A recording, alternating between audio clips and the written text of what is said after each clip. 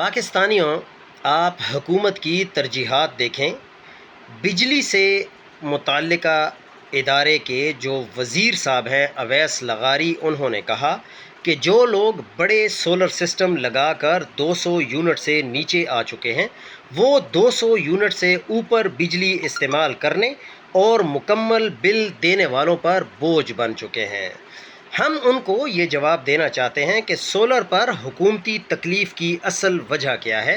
پاکستان میں پیدا یا استعمال ہونے والی بجلی کا تقریباً 25% سولر پاور پر منتقل ہو چکا ہے۔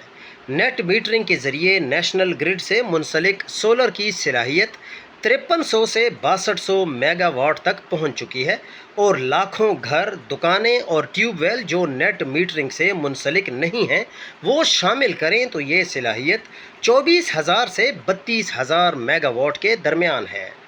دوسری طرف پرائیویٹ سیکٹر اور آئی پی پیز کی کیپیسٹی 18,500 سے 19,000 میگا واٹ بنتا ہے، یعنی سولر کی کل صلاحیت سے بھی کم۔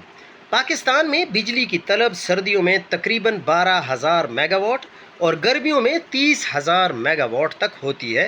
اس لیے ان پلانٹس کی اصل پیداوار سردیوں میں کم ہو جاتی ہے، مگر حکومت کو انہیں پیسے پورے دینے پڑتے ہیں۔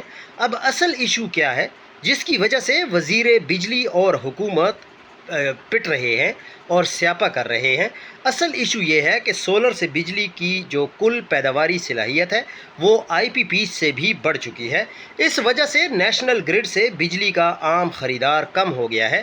اب ہائیڈل اور نیوکلیئر سورسز سے بنی سستی بجلی دینے کے بعد آئی پی پیز کو جو بنائی ہوئی بجلی ہے وہ کہاں بیچیں گے، کیونکہ پیسے تو انہوں نے دینے ہیں۔ اس لیے حکومت ایک طرف بجلی کی قیمت یا اس پر ٹیکس بڑھاتی ہے یا پھر سولر کے استعمال پر ماتم شروع کر دیتی ہے۔ ایسی واہیات اور فارم 47 کی حکومت پر بندہ کیا کہے اور کیا نہ کہے۔